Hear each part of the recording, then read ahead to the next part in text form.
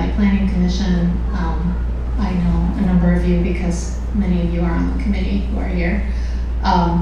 So I will be doing about a 20-minute presentation, and then there'll be time for public comment and questions. So I've been working with the committee for 4 or 5 months on updating their hazard mitigation plan. The last plan was completed in approved in 2016. The plan and the update process are funded by FEMA. This is the first of 2 public meetings that we'll be having. The second public meeting occurs toward the end of the process, once the draft plan is completed and available for review. So I'll just do a brief overview of hazard mitigation and of the planning process, explain this hazard risk analysis for Hadley, go over some of the progress the town has made on the previous mitigation strategies, and then we'll have the public comment period. So first, a thank you to the committee members, everyone you see listed here for attending the meetings, and providing information and feedback, input about past hazards, and it's been very helpful, so appreciate your time and your energy. So FEMA, which you probably all know, Federal Emergency Management Agency, defines hazard mitigation as any sustained action taken to reduce or eliminate long-term risk to people and property from natural hazards. So this plan just focuses on, or primarily focuses on natural hazards, not man or human-made hazards. So some examples of hazard mitigation measures or strategies would be limiting development in high-risk areas such as floodplains, retrofitting structures to protect them from hazards like flooding or high winds, drainage and flood control projects, and education and outreach, such as fire safety education as an example. Committee members, I apologize, there are some same slides that you've seen before. So there's some overlap between hazard mitigation and emergency preparedness. Hazard mitigation is a little broader. Emergency preparedness are the things you see on the right, or some of the things like having evacuation plans in place, emergency shelters, emergency communication, and then hazard mitigation encompasses areas such as planning, regulations, zoning bylaws, open space preservation, especially floodplains or areas that can absorb floodwaters, education and outreach, as I mentioned, and infrastructure improvements such as culverts, bridges, etc. The benefits of going through this process and updating the hazard mitigation plan there's a number of them. The first is that it does, once the plan's approved, makes the community eligible, make Hadley eligible to apply for funding from FEMA. And although the federal government did recently eliminate the largest grant program, BRIC, which is Building Resilient Infrastructure in Communities, there are some other grant programs that are still available, and I do have some hope that BRIC may come back, may not be gone forever. So once the plan's approved and adopted by the town, then it's good for 5 years, so the town can apply for funding for those 5 years. So also just going through the process, helps the town identify cost-effective actions to reduce risk and hopefully prevent future losses and save money on disasters. FEMA estimates that every dollar spent on mitigation can save $6 on future disaster losses, and I've actually seen I've seen other figures that are even higher than that. It's a little hard to obviously come up with that. Make Hadley more resilient to natural hazards and the impacts of climate change. increase awareness of hazards and risks among residents, hopefully, and in the case of a serious disaster could save lives. The plan has 5 major components. So the process that we're going through with the committee is identifying the natural hazards that can impact Hadley and describing them, identifying and mapping critical infrastructure. So one of these maps, this closest one to me, shows the town's critical infrastructure overlaid with primarily just the floodplains. It's not showing a lot of the hazards. Some of the hazards are hard to map. And then the other, just to let you know, the other map is just showing the floodplains. It's showing the current floodplains as well as the floodplains that are on the preliminary maps that were released in late August. If you wanted to look at them later, the crosshatch lines indicate the new floodplain, and the solid colors are the old, or current, because the new ones haven't been adopted yet. They're not official. And then also the committee went through the process in the plan. We have a big table of all the infrastructure in town, and we updated that. And then assessing how the natural hazards could impact buildings, property, and residents in Hadley, especially vulnerable populations such as older adults, people with disabilities, lower income individuals, renters, homeless, etc. Assessing the town's mitigation capabilities, so what you have in place already or at this point to mitigate hazards such as financial, administrative, outreach, those types of capabilities, and then identifying where there might be gaps in those. And what measures would help with that, would improve those. And then reviewing the previous mitigation strategies, assessing what was accomplished, and what might still be ongoing, and what should be moved over to the new plan, and then identifying any new mitigation strategies to try to complete over the next 5 years. The steps of the process, we will likely have 5 committee meetings. We've met 3 times already. This is the first public meeting, and I and my colleague at PVPC will complete the draft plan. At that point, there will be a second public meeting.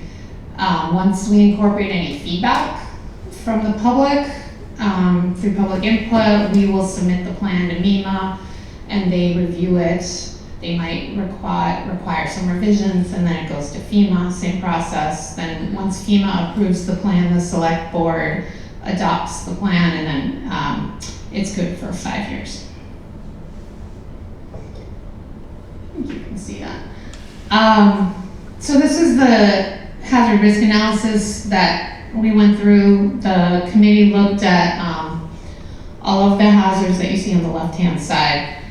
And we used a methodology that's from FEMA to identify for each of those hazards what is the approximate location of occurrence, meaning small, medium, or large, with large being like 50% or more of the town, and small being under 10%.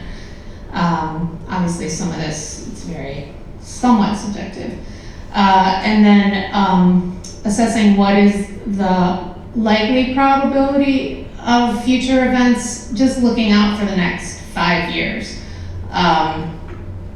And again, there's a methodology, so like very high means 70 to 100%, whereas very low would be under 1%. And that's based on how often these hazards have occurred in the past, how things are changing with climate change, looking at projections and data, and then assessing what's the potential impact, where minor would be maybe very small amounts of property damage, up to critical or catastrophic could be multiple deaths, or at least injuries, and major amounts of property damage. And then based on all of that, they assign numbers from 1 to 5, though actually there's no 1 or 2. Oh wait, no, sorry, there's 1, 2, which was severe snow and ice storms. And then the 3s are medium risk, 4 for low risk, and 5 for very low risk. And again, that's based on not just the impact, but probability and number, like roughly amounts of households that could be affected.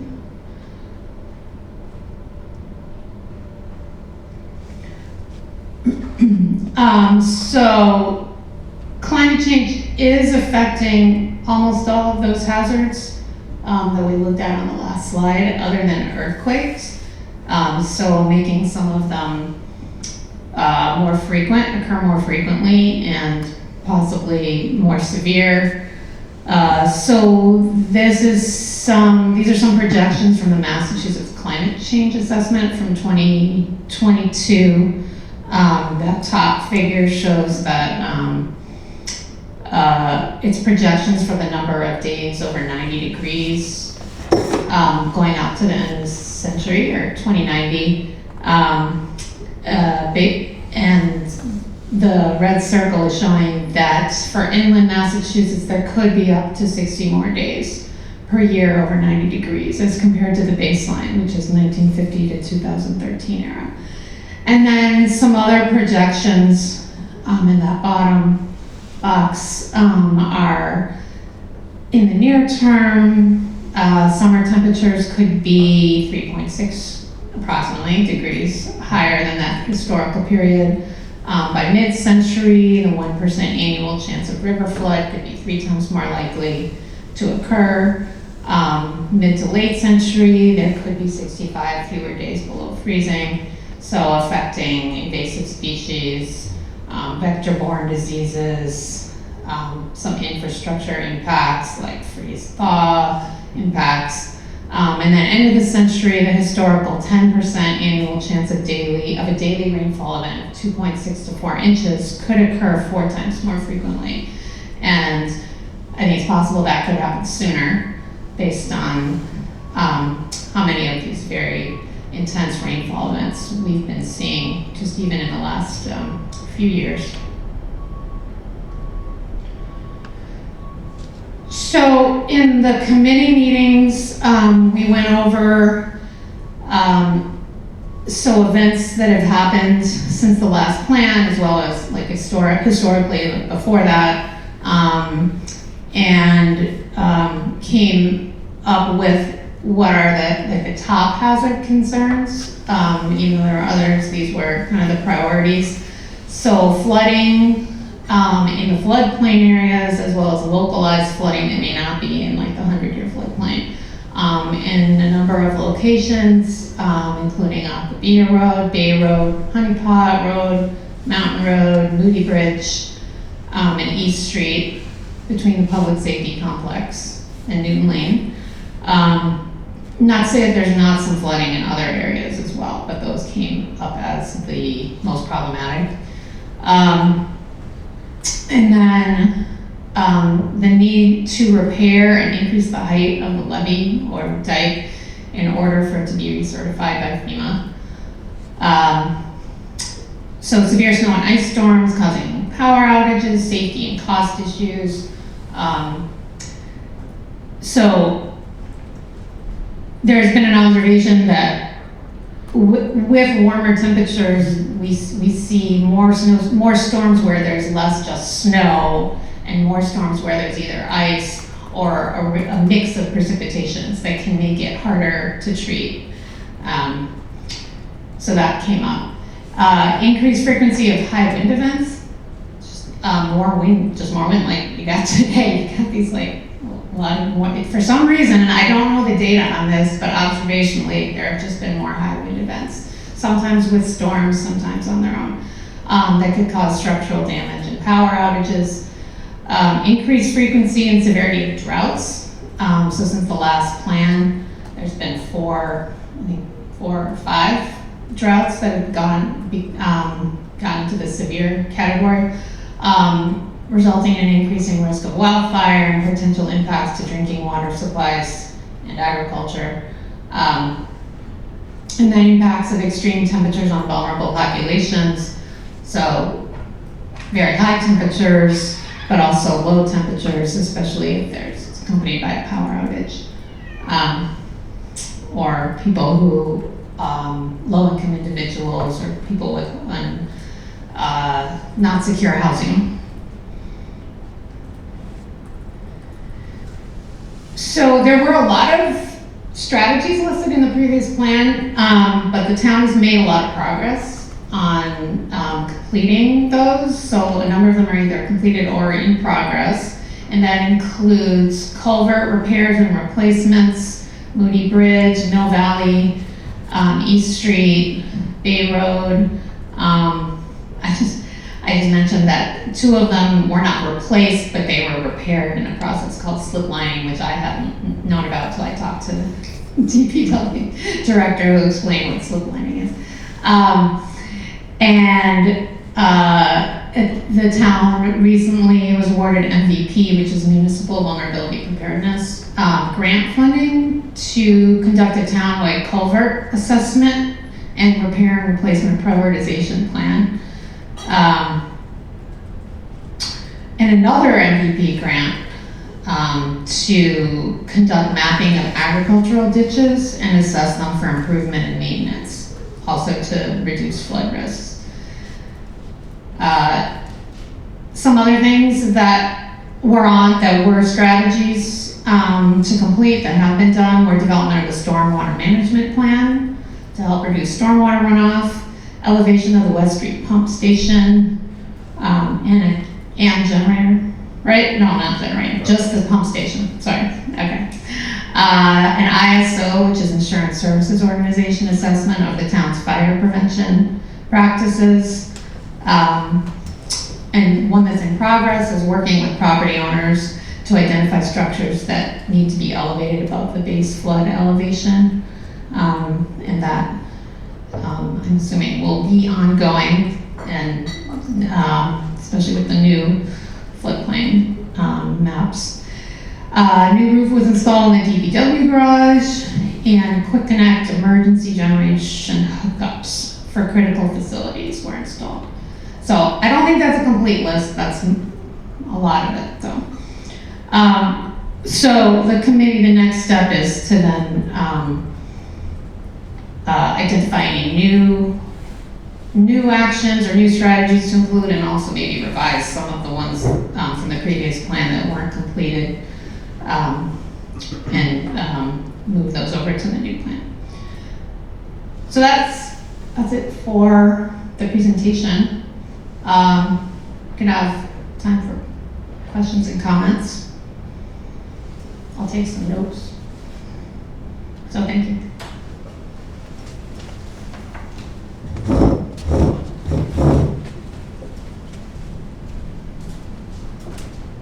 Any comments or questions about concerns?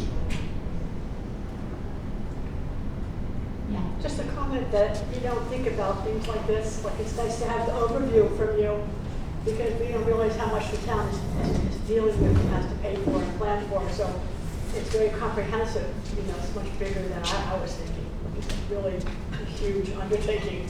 I'd like to thank you for that. Yeah. That's a good point. Too bad the whole town's not here.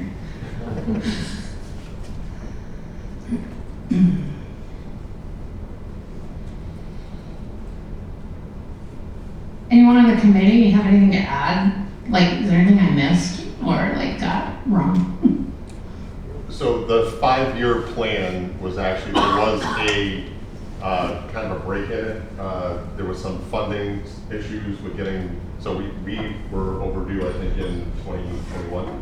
Yeah. So the funding finally came through. That's why we're at right now. So we have to have this wrapped up by May of this year. But then that opens the floodgates for any potential hazard mitigation grant funding. Yeah, so to speak. The other thing is and I did meet with the climate committee, and I think we'll have more info when we get the updated portions of this done, because there is a bunch of outreach components. Like there was, one of our priorities was trying to establish a CERT team in town. It's a community emergency response team. You'll see they wear the green vests and helmets, so if there's an emergency, they can assist with supporting an incident. Other community outreach, so training, so folks coming in, sitting down, learning how to have a emergency to-go bag set up in their home. You brought up having stuff in the garage ready to go, so putting that kind of information together with the town, hardening our town so they're able to take care of themselves.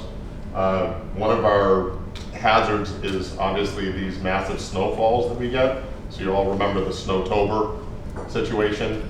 That kind of spearheaded us into making sure that we had the ability to have generated power, and that's why when we built these new buildings, so this building is actually our new listed emergency shelter because it has an emergency generator that's also backed up by the ability to plug in a mobile one should we have a problem with the generator itself. Same thing with our center station for our public safety complex and the North Station. So those are all areas where if we had to, at the Snowtober event, we did learn a lot that the Hadley Elementary School, we utilized that as a place where folks could come and warm up, charge their cell phones. We had Halloween there that year. You probably remember how bad it was. But what we did learn there is that the generated power in that building, when the power was out, it was only handling, Tim, you remember this, it was handling like emergency lighting, some real limited stuff. So we were able to go back and revise that to make sure that we would have the ability to turn the lights on in there and actually use the kitchen area. So if we had to, like we were heating up soup, some folks weren't able to cook food at home. So we learned that. So that's all the stuff that was part of this plan.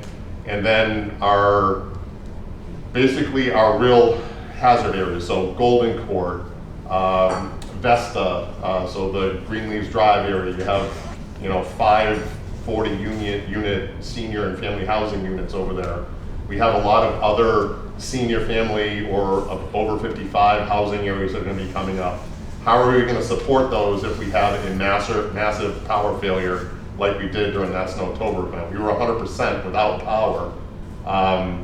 We were fortunate that Eversource, they do the big stuff first, and we're fortunate that that big stuff includes the Greenleaves Drive, the Vesta home, and the Golden Court, or else we would have been housing hundreds of people in the elementary school and wherever else we could fit them. We were about to open those up, but so that's the kind of stuff we're preparing for. Community outreach, so as part of that, we also established with the senior center, if they had any high-risk seniors that they check in, they make sure that they get us that information. So if we have an extended time frame where the power's out, that we're actually going there and checking on them. Because we had some seniors that they don't want to go anywhere. They think that they can handle this on their own, and we found that they didn't realize that 3, 4, 5 days it's too long to be freezing cold. And so we were managing that as well. So that's the kind of stuff that we like to try and push out with this hazard mitigation and making sure we're prepared.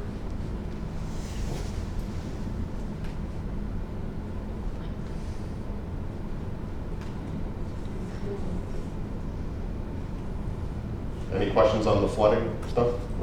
Just a quick question. I'm new to Hadley. How long ago was Snowtober? October of 2011. 11. Thank you.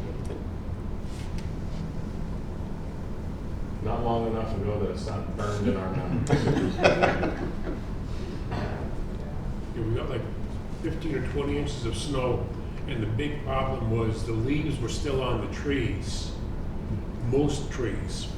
So when the snow accumulated, it was a heavy wet snow, it took out power lines in most of Western Mass. If you went down Route 9 through Belchertown, I drove through a couple of days after the storm. We already had power back. At that point in time, they had something like, at one point, if you're going down Route 10, from just past the center of Belchertown, going towards where almost every telephone pole through the Quabbin area was gone. They had miles of poles and wires to replace. They were without power for up to 3 weeks, some places.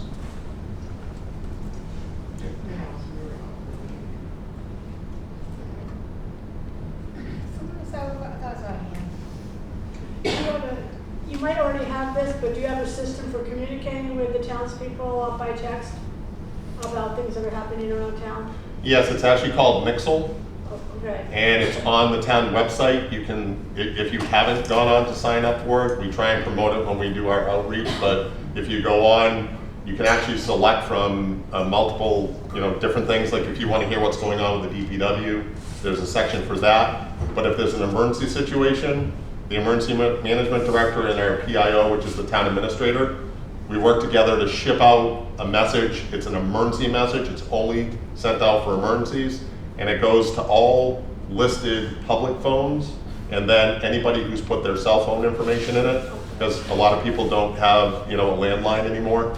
But it will hit all of those. So we have asked folks to get on there and sign up for it, because you'll get it by text, by email, you can pick whatever you want. And there is also community information that goes out on it as well. So if there's a town meeting or something like that, there's general info that can go out on it as well. So if you go on the town website, there's like 5 or 6 circles right in the middle of the screen. One of them is an exclamation point inside of a triangle, and it says emergency notifications. Okay. Click on that and it'll walk you through, and you can choose whatever you want to get texts about. Don't click them all because you get super annoyed. Okay.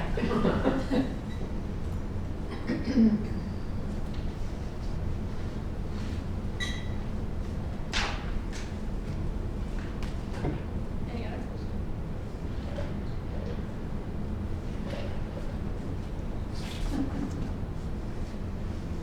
All right. Does anyone live on Middle Street? You might be interested to take a look at the new flood maps. See if your house is now in the new floodplain. There's a lot of new floodplain up in this area. I think that's part of the Mill River. Is there anywhere south on the south side of town, Mike, where it's changed to? Or? Yeah, Yeah. I believe Right where the this fire chief whole was? this whole area, actually, that's probably a bigger deal because there's more homes there. Yeah, the West Street area, the north end of West Street, which was traditionally not in the floodplain, is now going to be substantially in the floodplain. This was 500 year before, and now it's considered 100 year, which is the regulated And where's that floodplain. coming from? Is it around from the south up and in? It's not coming up and over the top. It's the 500-year floodplain, so I believe their 500-year floodplain now is looking at it's going to go over our It was that levy way, no. because we don't have the proper. Because it's not certified, this is the area Right, that's correct. now 100 here. Or they don't like to use that terminology anymore, 1% chance. Right. But then there's also the issue coming from the south. Correct. So it's those two things together would be like Yeah. a perfect storm kind of. Part of the planning of, that we've been doing with some of the companies that we're working with is not just raising this levy, but also constructing a new one on the south side of town because of the fact that it comes from both directions. And essentially what the water wants to do is cut the town right in half, right down Middle Street. Part two. Right through Mike's house, right through Mike's living room, basically. Perfect, yeah. So are these new FEMA maps, or are they somebody else's maps? Well, they're not the official FEMA maps. Our GIS specialist made these with the FEMA floodplain data. Which is currently in review, right? Right, It's in a so- review period right now. You might have missed what I said. So they're both showing the new preliminary data. That was it was released in like late August. But This, the FEMA maps are the ones that drive all kinds of decision making. right. Mm-hmm. But this is showing you what the FEMA maps would Will show be. you. Will be. Yeah. When do they approve They're it? preliminary, Alan, they haven't approved it Well, yet. there's a whole period, there's an appeal period that I don't think is even started yet. It's a pretty slow process. Yeah. And So- then, once that period's finished, then, And so this has been calculated by you folks? FEMA. GIS, somebody? FEMA. FEMA. FEMA. A female Is elevation. it the same effort that's going into the studies that have been, that came out last year about the, potentially increasing the dike down West Street? Yeah, they had when FEMA came out with their drafts, probably what? 4 years ago. August? 6 years ago, Yeah. originally. Well, no, I mean the new ones. New ones. The new estimates. These new maps were proposed before COVID, but then when COVID hit, they stopped. Because these were originally presented about 5 or 6 years ago at the Jones Library in Amherst. So to answer your question, the people who have been working on the levy situation we're using these. They're using the new They're one. using the draft newer ones. proposal. The new Yes, dates. that's Okay, correct. because my concern was, you're gonna come up with a study saying, here's what you need to do to raise, And then we're gonna have to and do it then again. it's not high enough. No, they have the latest data. But again, like Mimi said, there's a whole appeal process that could change it and could push it back, but that's good for us because that means that it'll be more conservative and we will be attacking it from a less conservative approach, meaning it could be worse. Is it anticipated that the Corps of Engineers will be involved in actually doing any of this work? No, Or they- are we on our own? So I don't have all of the information on that because I came in well after they started the project, but my understanding is the Army Corps of Engineers is solely an informational group to us at this point. They have handed the levy over to us and it is our problem to deal with. Have a nice day, basically, and that's what we got when we had the levy failure. How many years ago now? We had that one section, the 2008. 2008 and 2009. That was one of the first calls was to the Army Corps to see what we needed to do because we had the secondary collapse there and everything, and they said, sorry, we built it, we handed you the key, it's yours, but we'll try and help you with any kind of resources we can and information, like Mike said, so. That's the case with all the Army Corps of Engineer infrastructure up and down the river. In the 1930s and 40s, they built it, and then they handed it over to the locals, and then they're done. That's So Northampton's in the same boat, Hatfield's in the same boat. Yep. different details, but yes, sir. And the other part about it is that because of the fact that we're all in similar circumstances, but not exactly the same, any changes that anyone makes Will affect affects the other others. people. Yeah. So Well, it's gotta be done Yeah. kind of as a whole group or at least make sure everybody else knows what's happening. Does anybody have any clue or idea about where the money's gonna come from to actually do any of this work? Because it's unbelievably expensive. We are estimating, I can't answer the first question, but I can tell you that right now, the estimates are somewhere in the area of 75 to 80 million to do the improvements on the already built levee, The north side. and then the south, and then actually construct the south side, so it's about 80 So million. not including running down Bay Road? No, that includes that as That well, is so it's about 80 million Okay. for everything. That's all? That's it. That's it. That. And that's just Hadley. Piece of cake. You just We won't have- build a DPW garage. So we've been engaging, Mike and I have, we've been engaging with our legislators for, probably a year now. We've had 3 or 4 different meetings with some pretty high-ranking folks to talk about funding opportunities. No one has this kind of money, so we're going to have to attack it like we attack everything else in stages. So emergency work, $1 million, $2 million, something like that, to make sure that the north side is shored up high enough, and then look at the south side at another 30 or 40 million, something like that. But it's slow going, and everybody needs a piece of it to make the adjustments to their communities as well. And that's why our pre-planning and folks being prepared for it is so critical. So when we had the levee failure, the north end of West Street, we had plans in place for everything, how they were going to evacuate. If we ended up having to pull the trigger, we had it down to where our plumbing inspector was going house to house and removing toilets on the first floor and putting plugs in so that sewage wouldn't be backing up into homes.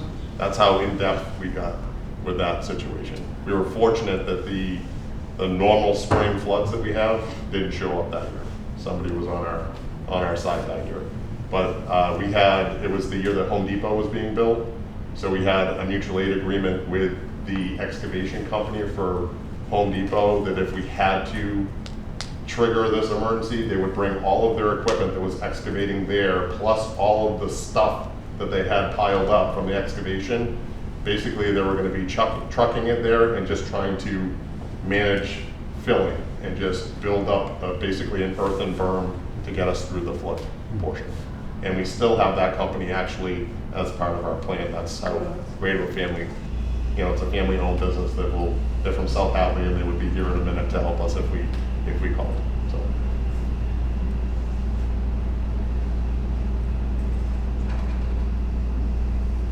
That's why I have no hair. May I provide some context, Chief? So one of the issues is that it's very unpredictable. When and if that thing starts to go, there's no saying that it's going to go down Middle Street or West Street. If it starts going out on the Honey Pot, once it starts to go, the river will dictate how things move. So that's why it's important to Are you have. saying if the dike fails, or if we just get something that overtops the dikes?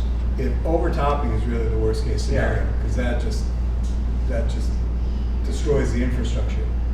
But if it starts going like it did in 2008, 2009, once that corner starts to go, there's no predicting where it's going to stop. That's what the geohydromorphologists over at UMass say. It's very unpredictable. So the whole You can predict that it's gonna get the lower areas first.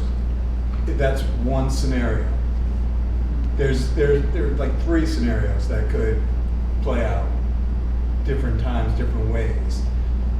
And I'm not sure which is worst, but I think the one that's most unpredictable is if it starts at the western tip, which is the 2008-2009 scenario, and starts eroding that tip, which is what was happening. It's just very difficult to say it's only going to go 100 feet because it's already very low. It's not stable terrain to begin with. So once it starts, it's hard to say where it's going to stop. It could just go around. There's any number of ways it could go. So it's just unpredictable, which goes back to the Chief's point. People that are going to be impacted need to be able to stay informed and make decisions pretty quickly.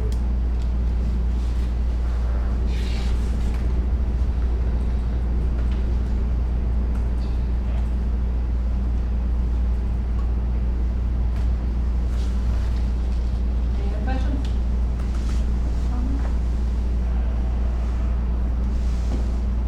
All right, well, if you do think of anything, my email's up there.